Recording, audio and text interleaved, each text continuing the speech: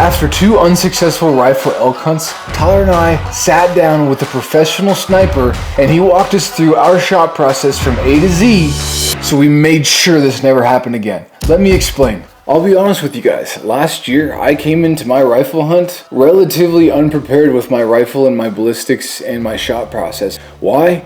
Well, to call a spade, because I was hunting in North Idaho. I did not think I was going to take more than a 100-yard shot with how thick it is. However, on the third to last day of the hunt, I came across an opening that was 512 yards away, and I was able to get prone, get set up in a nice position. However, I did not do my ballistics correctly, and I missed low, very low. And unfortunately, after talking to Tyler, he had a similar situation. Tyler and I were able to meet up with a guy by the name of Shawn Carlock. Shawn Carlock is a custom gunsmith and he will build you a gun from head to toe. He taught himself everything he's ever known about long distance shooting. So I was beyond thankful and ready to nitpick any and all questions I had for him, making sure that coming into this spring bear season, I had a gun and the ability to shoot it, and if the right opportunity and shot presented itself, I knew I would feel confident no matter what. And you know what the best part is we documented the whole process so you guys could learn alongside us. Just to clarify, this is not one of Shawn's custom guns. If you do, however, want information about one of the guns, information is in the link below. You know, this variable selector ring for long range hunting might as well be a toggle switch. Give me everything or give me nothing. I mean, that's what you're going to use. It's true. We've got our gun, we've got the scope mounted up, and now we're breaching into the realm of reloading to get the most accuracy out of our rifle. What are the top 3 things we should do to get started in that area of reloading? Without covering everything, because there's not enough time left in the day to cover every little detail, probably the first thing we want to do is we want to measure a chamber and see what we're working with here so we have a known place to start instead of just guessing. You go to the reloading book and it'll say, this is the OAL we used, and some people just duplicate that OAL. Well, that could mean a lot of things for a lot of different bullets. So we're going to measure a chamber, see what we have to work with, keep some good notes. And the 2 big things we want to do is we want to have, obviously, the tightest group we can with the given bullet we want to hunt with. And we want low extreme velocity spread. Those will be the 2 big goals. If you shoot this thing and it shoots 2800 to 2835 all stretched along in there, the only thing I care about is 2800 and 2835, the extreme ends of the velocity spread. Because if you take like this 300 PRC, you take that thing out to 1,000 yards and you have an extreme velocity spread of 50 feet a second, which pretty common with factory ammo. At 1,000 yards, your fast shot to your slow shot probably going to be 12 inches difference based solely on the difference in velocity before you even add your group size into it. You just can't work with that at distance.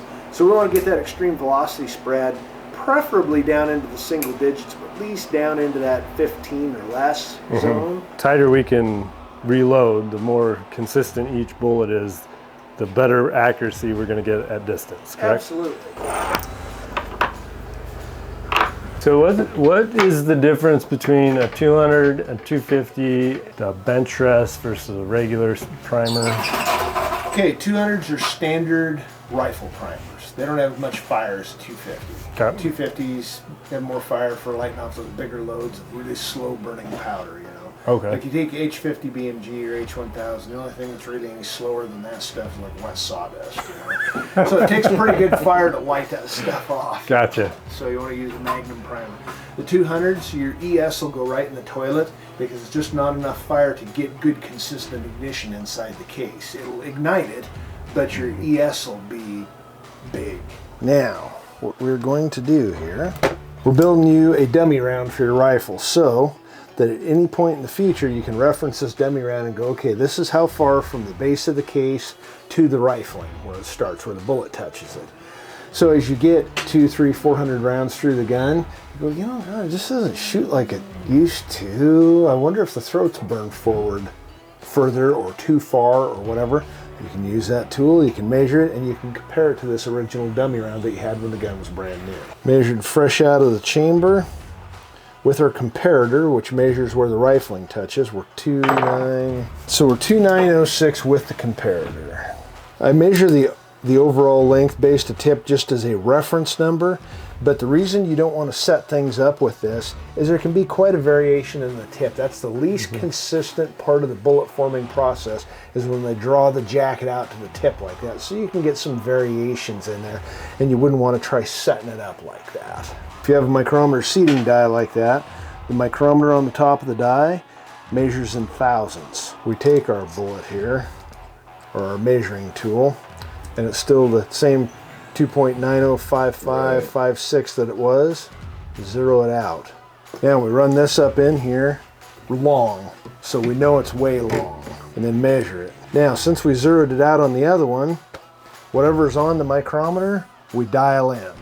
Now, as long as this was touching all the way, should only be about 14 left if it was touching. It wasn't, it was close. Okay, 40 left. From here we can dial down 40.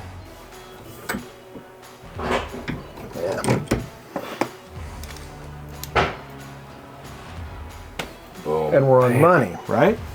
Nailed it. Okay. Done this before. Once or twice. Ultimately, when we go to tune our load, a big part of tuning it will be adjusting the overall length in pretty small jumps, 3 or 5 thousandths. And that's really difficult to do with the old lock nut screw top.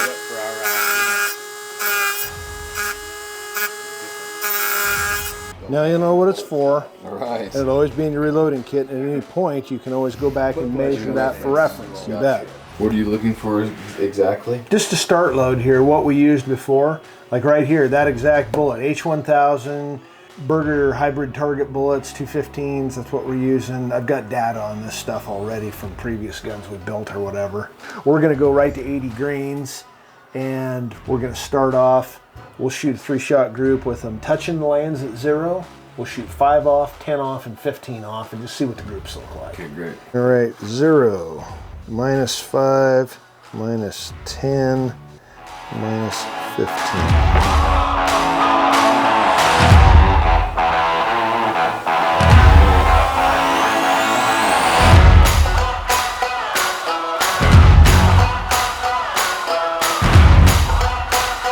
Now, go ahead and get yourself all sighted in on the target out there. Then when you get it adjusted just right, now move your head. Yeah. Don't move. It's a lot more focused too. Yes. So a lot of people think that's a focus knob, and they even call it a focus knob sometimes. And while it does change your sight picture, its job is to eliminate parallax. Gotcha. And keep the crosshairs from moving. Because if the crosshairs move relative to your head position, and you zero the gun here, and now you're out in the field and you shoot from here, different point of impact. Right. Can't have that. Okay, so that look relatively clear to you and everything? Mm-hmm. You want to be the first one to put one down range? Of course you do. Some guys that get up here and hold on to the top of the scope, or hold on, and you can induce a lot of stress into your rifle. Got it.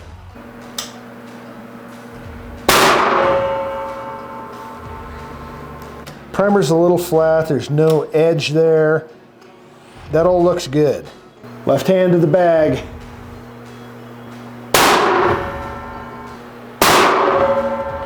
Yeah, see, we got just a little less windage in your group, and that was yours were 5 off. These are 10 off. We're starting to open up in windage. The vertical in the groups is pretty close. I mean, it's tight. Hell, the vertical in those is 1/4 inch on both of them or less, you know. So we're gonna go back and look at 0 and see if it tightens that up any. Okay, and if it doesn't, we're going to come back and shoot 5 again just for fun and see where we're at. But all in all, we should be able to get 3/8 of an inch, under 1/2 inch out of this without too much trouble, which is pretty good for a factory gun. That's why I suggested getting the Seekins to begin with, you know. So had to change the bushing. The numbered side that tells the size always goes up, where you can look down in there and see it, because they've got a little bevel on one side and not as much bevel on the other. Copy that. Now, when you have a bushing die and you crank this in, a lot of people crank it in until it's tight and set it up. If you crank it in until it's tight and break it loose like you're setting load on a bearing, and tighten it in place like that, it lets that bushing move whatever the tolerance of the hole is and self-center itself on the neck. You could end up with the bushing clear off to one side, and maybe everything's not completely perfect inside that die, and when you size it up in there, it moves the neck off the center line, 2, 3, 4 thousandths. Right. Not a good deal. No. So if you let the bushing float a little bit in there by breaking it loose like that, it'll just self-center and you'll get perfect. I mean, you'll get thousandth and a half max neck run out, and that's really good. That's awesome. Great. So thank you. Okay. Well, safety things here.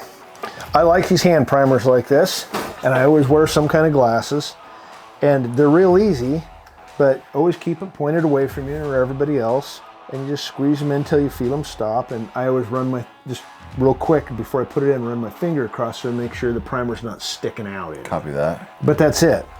But if you get silly, it is possible to detonate a primer in there. God forbid that happen. You at least want to have it pointed away from you. So go ahead and prime those babies up. Doesn't take much. No. When you run a case inside of a die, it runs up into this part of the die and gets squeezed down way too small. Okay. And then as you draw it back over here, you can see where these brass marks are. That's what draws it back out to size. Wow. Okay? Now, that has drawn off most of the graphite that was inside the case. Sure. One of the things that will lower your extreme velocity spread, a lot of times a great deal, is having graphite on the inside of the neck before you put a bullet in it. Makes sense. So we're about to put powder and bullets in it, so take all these cases and do just like you did before when you were graphiting them, except when you get done, wipe the outside off and set them in there. So you're just leaving a little thin film of graphite on the inside of the neck. Copy that. Okay. Okay, so we're dry neck lubed on the inside, we're wiped off, we're ready to start doing the exciting part because it'll start looking like it's finished. Now, when you get going, you should be hitting 82, you should be hitting 81, 98, 82, 02, stuff like that. It'll be pretty close. Yeah. If it's very far off, like if you get 82 and a half, I'll pinch up some and take it out of there and put it back. Now, we look at our load density here. We're loaded clear up to here with powder. That's good. That's going to put us high 90%. So when we put a bullet down in here a ways, there's not going to be much air left in the case, and you want that. Copy that. Okay. Okay, this is a comparator, and this measures the bullet where it touches the rifling. So we don't care how far it is from the tip of the bullet to the base of the bullet. We want to know how far it is from the base to where it touches the rifling. So we want to measure to right about there on the bullet where you're at the end of the bearing surface and it's just starting to engage the rifling. That's the part we want to be consistent. So where's your dummy round? So we know that our dummy round is max chamber length, touching far as it go, right? Right. So we put this in here and zero it out. Now, when we've seated the bullet to the right depth here, it's going to read -10. So we don't have to think, oh, we're at 2 point, blah, blah, blah, blah, blah, and we need to be 10 below that. Just zero it out and it'll read -10. First thing we'll do is we'll back this thing almost clear off and get up there 3.5 or something. That's going to hardly push the bullet in at all. See how long it is? Mm-hmm. And we'll see where we're at. Oh man, it's a good thing we seated it long. That's only 6 thousandths above your dummy round. You're right. So we only need to come down like 16 thousandths. Now that feels pretty tight. We don't have far to go down here, so we're going to go down just 5 thousandths. Yep. And So what was that adjustment you just made? 5 thousandths. Okay, we have to come down 16. Right. Right, because we were 6 long and we need to be 10 low. Right. So I came down 5. We're going to measure it again and make sure that it moved 5. Each tick is obviously 1. 1,000. So it's +5. Yep. Gotcha. That's pretty good. Oh, It 1. moved it down exactly 5 thousandths. Okay. Yeah. So we need to be 10. Come on down to 10. And you can feel it. You'll feel it pushing the bullet. Okay. Now we are money. We're 10 under. We got powder waiting here for us. Right. And it's 8202. Some guys, oh, do I take a piece out? Each piece of that probably weighs more than the O2. Okay, so let's get our next case out. So we're going to dump our 82 grains in there, and we should be -10. Gotcha. -10, right? Boom. Ready to make ammo? Yes, sir. Okay.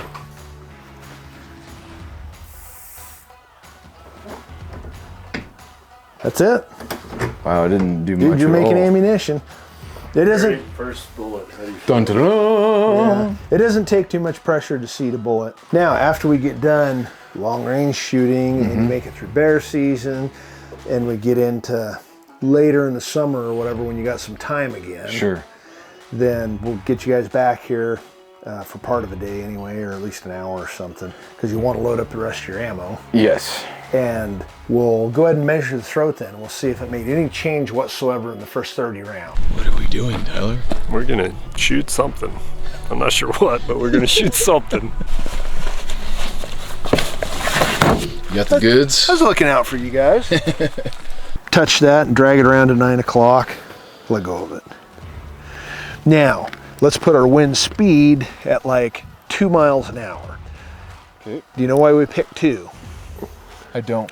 Because I think it's about 1 right here. You can just barely feel it. But as soon as you go out in the open air, just like water going down a river is faster in the middle than it is along the edges. Yep. Same thing with the wind blowing out here in the open. Right along the ground here, wind speed is a lot less than it is even just 15 feet in the air. So as we shoot out over this big belly, if we have a mile an hour here, doubling it's usually been pretty good to us. Gotcha. So grab your scope and screw the power all the way back out so you got a big field of view. Now, you're going to control the bag with this hand. You're going to move it backwards, left and right. All the control of the bag will be back here in the rear. Okay? Copy that. Okay, now let's go ahead and dial in your elevation and windage, and then you can get back on the target. If you get on the target right now and you go to dial in elevation and windage after you do that, you just have to find the target again. Gotcha. Face. Okay, you need to come up 6.5 minutes. So go ahead and dial up 6.5 minutes. And windage, go left to half. Now, I may tell you, if the wind changes, I may tell you to hold the right or the left side of the rock. Okay. But the only thing we're primarily concerned about is your elevation at this point. Okay. All right, I'm on target. I want you to hold left edge of the rock. Okay, Spotters up. I'm ready. Send it. Hit, dead center.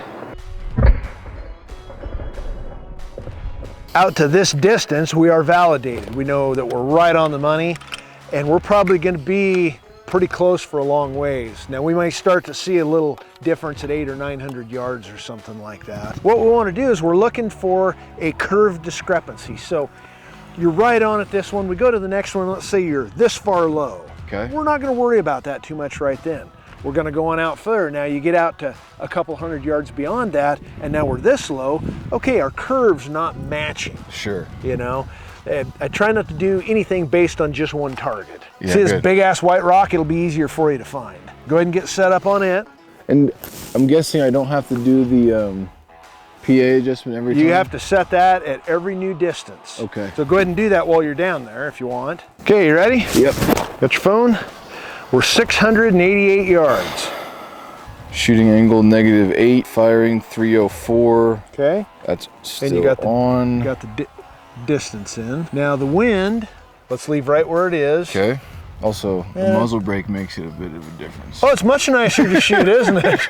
That's right, you hadn't shot this since Yeah. you got the brake on it. Okay. Looks pretty good. Yeah, let's leave it at 2 miles an hour for right now. Okay. We may increase or decrease Sure. that by the time you get to where you're going to shoot. Copy. I want you to come up 13.5. Okay. Left, 1 minute. Spotters up. On target. Send it.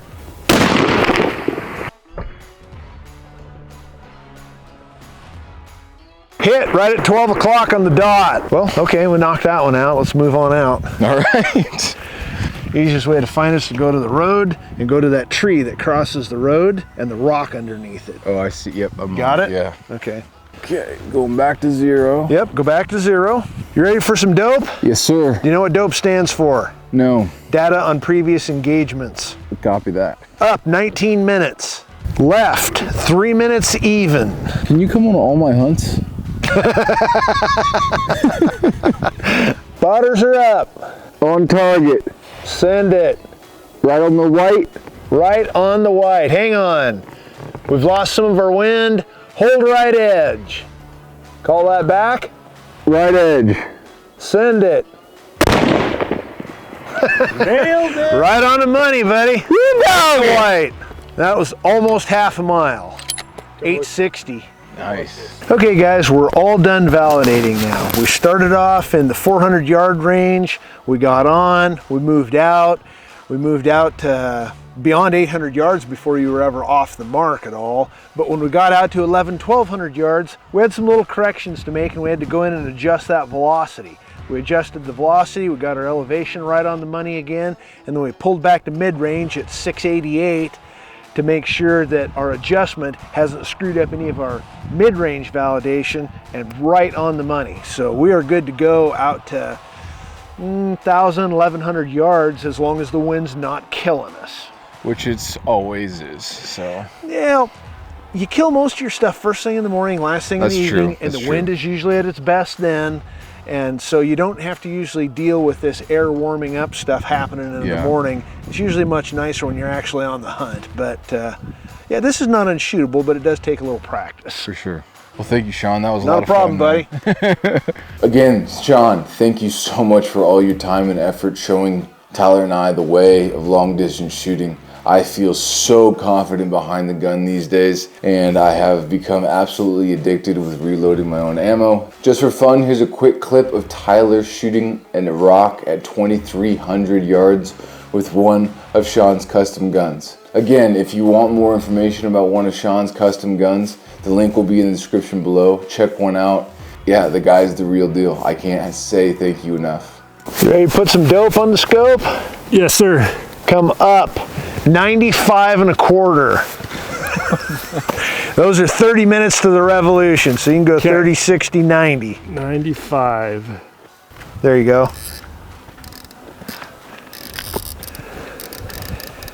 35, you said? I think so. 60. Damn it, shut off. 90 what? 95 1/4. I want you to go left 10 minutes. Okay, go ahead and load her up from the back. 10 minutes. Spotter's up. On it. Send it.